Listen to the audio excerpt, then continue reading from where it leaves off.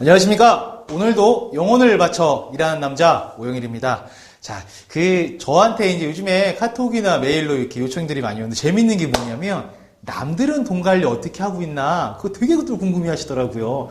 내 돈도 아닌데 뭐하러 궁금해 하시는지 모르겠는데 아무튼 나는 이렇게 하는데 다른 사람들은 보통 어떻게 하고 있나 사실 이게 궁금하죠. 왜냐하면은 내가 하고 있는 게 맞나라는 척도로 다른 사람들이 평균적인 모습을 내가 하는 거랑 비교해 봤을 때 내가 하는 것들이 이제 뭐 그냥 평균적으로 봤을 때 옳은가 그른가 뭐 비슷하게 가고 있나 나만 혼자 이상하게 가고 있나 이런 거를 바라보는 이제 기준 관점이 되다 보니까 남들은 어떻게 하고 있나라는 것들을 되게 좀 많이 궁금해 하시는데 제가 재밌는 사례 하나 좀 얘기할게요. 오늘 이제 남들 사례는 뭐 처음으로 얘기하는 거니까 제가 상담하는데 여태까지 되게 재밌었던 분 중에 한 분이 이런 분이 있었습니다. 자기는 곧 죽어도 적금 가입 못 하겠대요.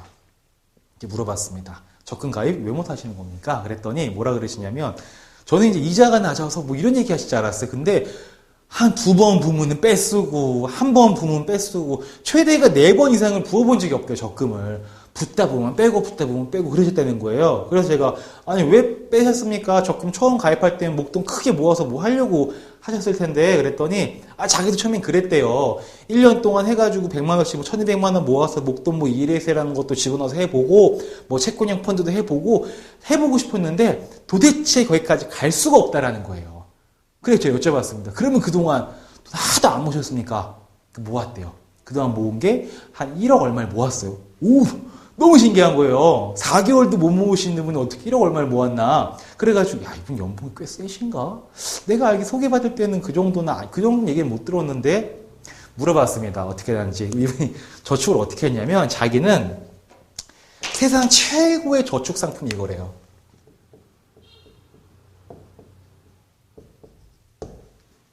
대출입니다. 대출. 뭔지 아시죠? 뭐냐면 이거예요. 딱 감 오시는 분들 벌써 있으실 거예요. 대출이란 거 뭐냐면 적금은 내가 넣던 말던 내 마음이에요? 은행 마음이에요? 은행 마음이 아니고 내 마음이죠. 내가 하고 싶으면 하는 거고 내가 하고 싶으면 하기 싫은 거예요. 그런데 재미있는 거는 대출을 받아서 예를 들어 차를 사요.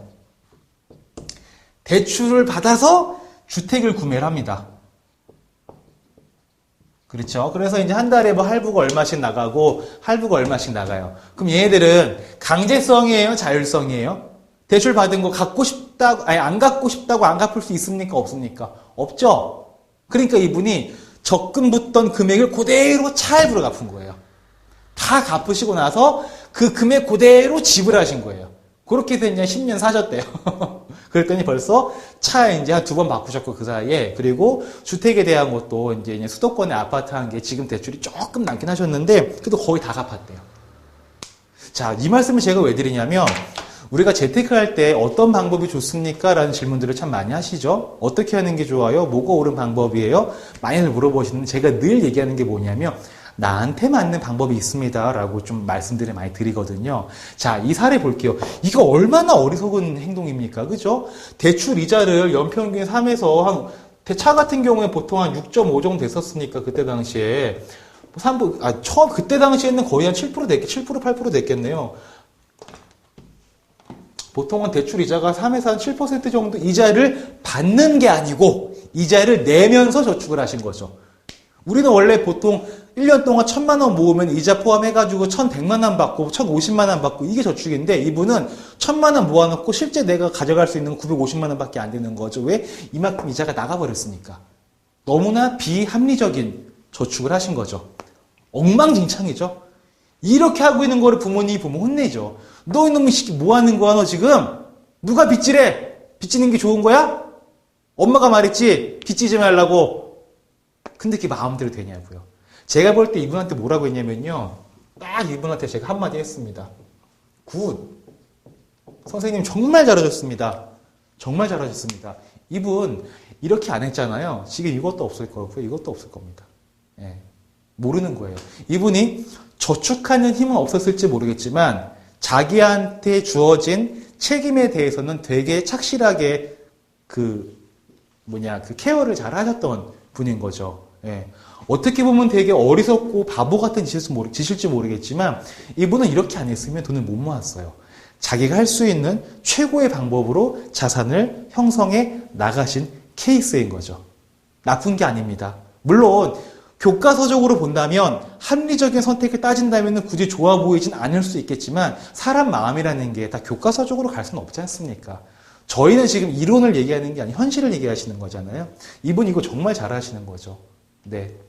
그랬더니 다음 목표가 뭡니까? 그랬더니 전원주택을 지을 거래요. 돈 많이 모으셔야겠습니다. 아니죠. 그게 아니네요. 대출 많이 받으셔야겠습니다. 그랬더니 벌써 알아봤대. 토지 살 거, 땅 살 돈이랑 이거 할 돈 해가지고 요거 담보대출로 해가지고 빚질 거라고 하시더라고요. 저는 그건 박수 쳐드렸어요. 정말 잘하십니다. 방법이 어찌됐든 뭐로 가도 서울만 가면 된다고 당신이 원하는 인생의 재무적인 목표들을 한 단계 한 단계 잘 만들어가고 있으시군요. 근데 재밌는 게 뭐냐면요. 이분이 소득이 많은, 사실 그렇게 많은 분도 아니었고요. 보통 이제 딱 대부분 그러지 않습니까?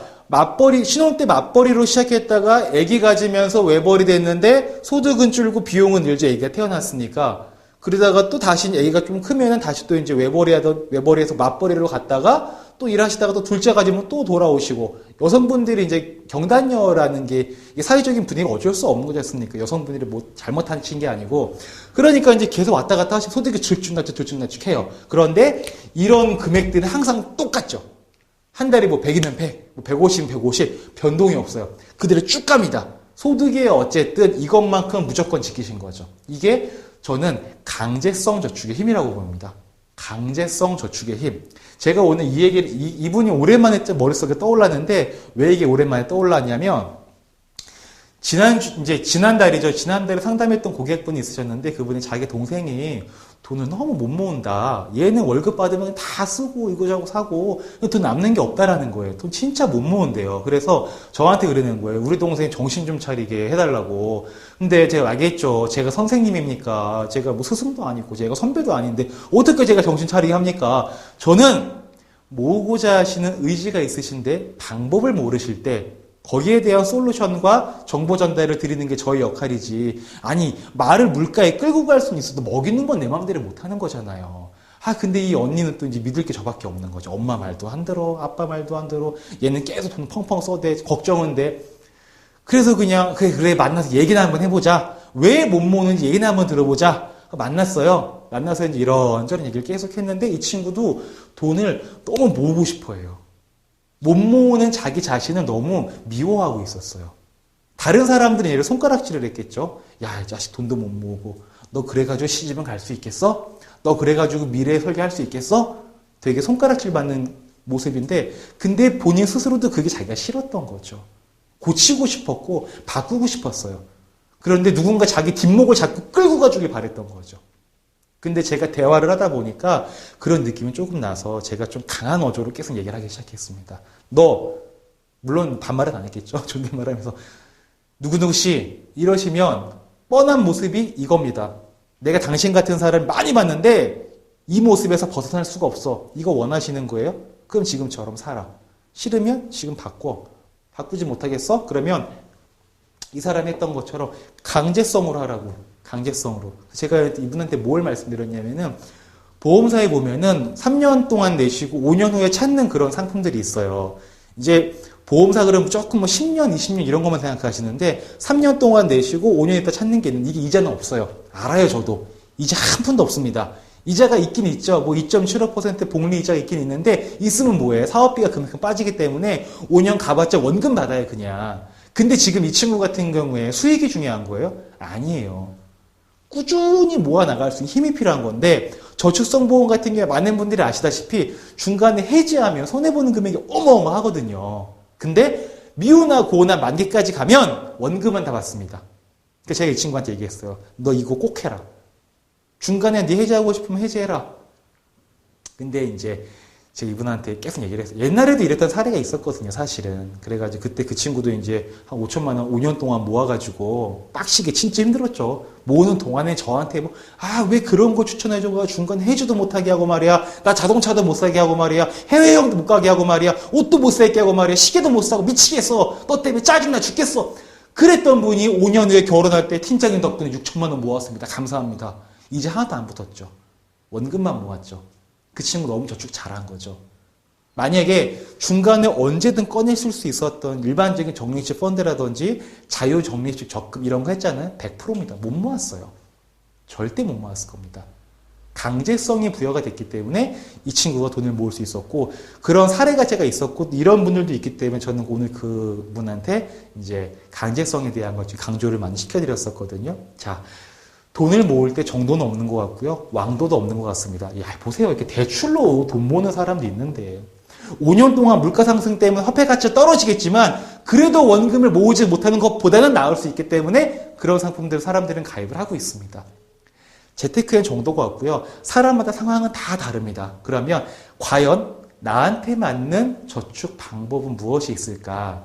이런 것들에 대해서 이제 고민해보고 생각해보고 나의 길을 찾아가는 거. 우리 이제 인생의 비전도 그리고 꿈도 그리는 것처럼 거기에 이제 인생과 그 비전의 꿈이라는 것은 항상 필요한데 사실은 어쩔 수 없지만 자본주의 사회에서는 돈이죠. 예. 돈만을 쫓는 건 아니긴 하지만 돈이 없으면 진짜 추구하는 것들을 못할 확률이 또 많아질 수가 있지 않습니까? 그렇다라고 한다면 비전을 찾는 것, 꿈을 쫓아가는 것 마찬가지로 내 돈 관리를 하는 것도 되게 중요한 건데 그러면 나는 어떻게 해야 될 것인가? 얼마나 깊이 있게 고찰하고 생각해 봤는지는 한번 스스로에게 자문을 해보게 되면은 남들 하는 대로 하고 있진 않나? 그냥 이 친구가 하는 대로 인터넷상에서 누가 이렇게 했대더라. 뭐 서점 갔더니 김대리 재테크 해가지고 김 부장보다 연봉 많이 받았네. 뭐 이런 책 보고 어줍지 않게 따라하고 있는 건 아닌지 자기 스스로한테 맞는 방법을 잘 찾아보시고 스스로에게 맞는 저축으로 모두 부자 되실 수 있는 그런 재테크 돈 관리 하시기 바랍니다. 휴머니크 오영일이었습니다.